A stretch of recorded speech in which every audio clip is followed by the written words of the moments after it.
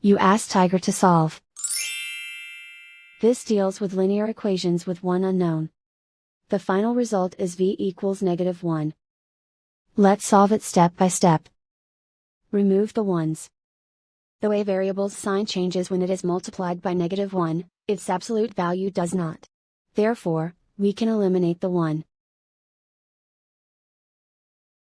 Group all v terms on the left side of the equation. Add v to both sides. Group like terms. Simplify the arithmetic. Group like terms. Simplify the arithmetic. Group all constants on the right side of the equation. Subtract 3 from both sides.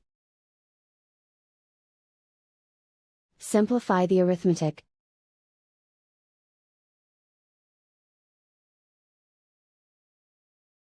Isolate the v. Divide both sides by -3. Cancel out the negatives.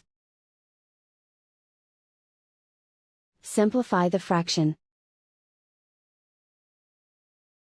Move the negative sign from the denominator to the numerator. Simplify the fraction. And so the final result is v equals -1.